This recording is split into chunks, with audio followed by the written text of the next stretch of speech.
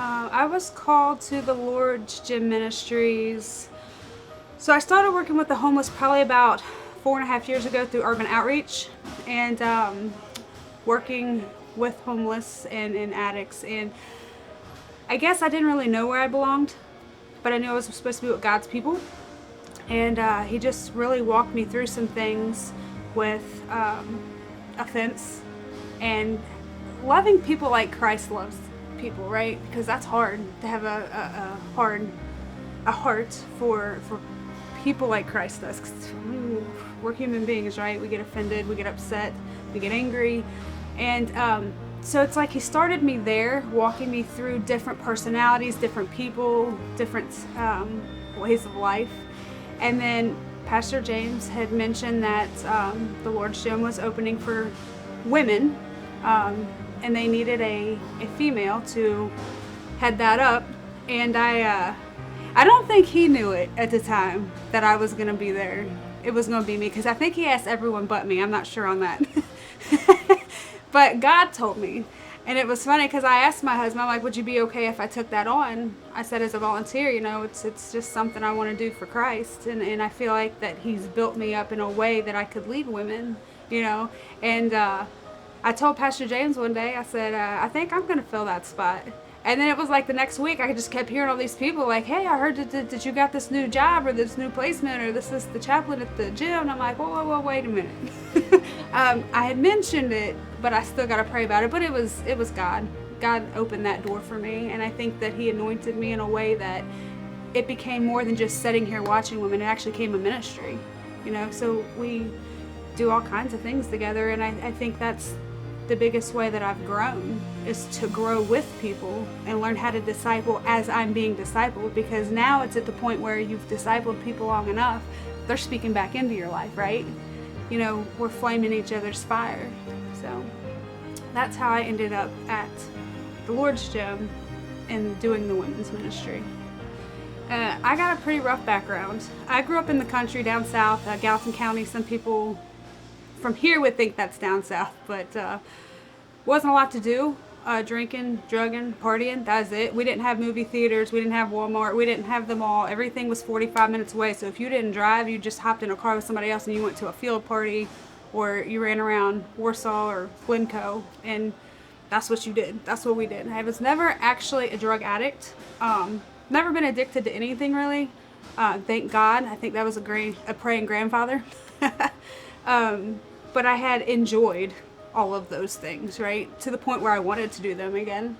And I just did that for many, many years. I lived, by the time I was probably 14 to the time I was 22 years old, I have lived, loved, lost, hurt.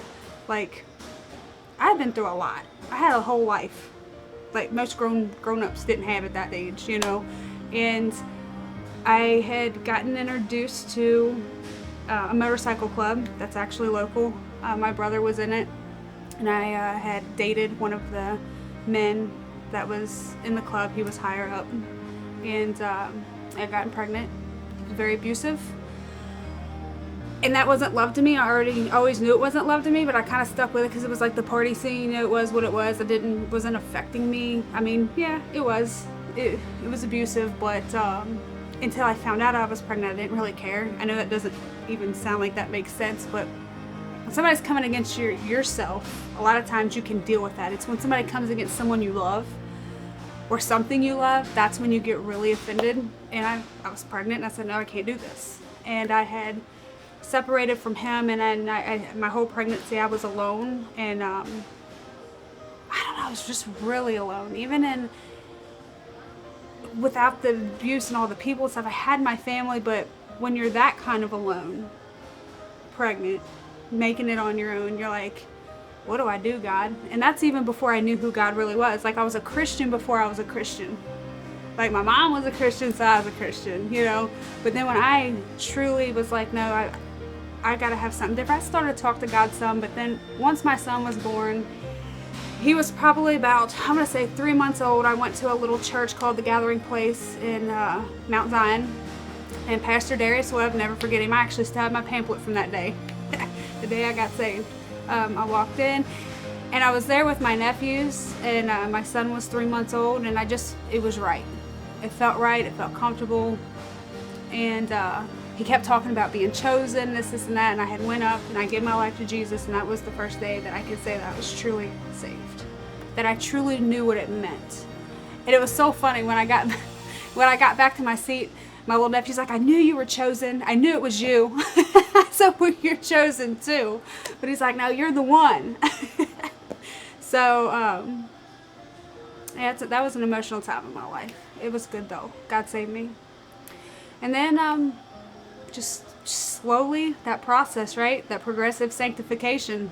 It was drinking still from time to time and hanging out with people, but slowly God started to chisel things off of me and started to step out of who I used to be and who God wanted me to be, and it's just been an upward spiral from there. I mean, all the way up to the point where I was just sitting in a meeting at church. I was like 6 years ago, I was in this room broken on the floor, and now I'm sitting in a staff meeting completely redeemed. Like, God has always taken me back to the places I was broken and has redeemed every single one of them.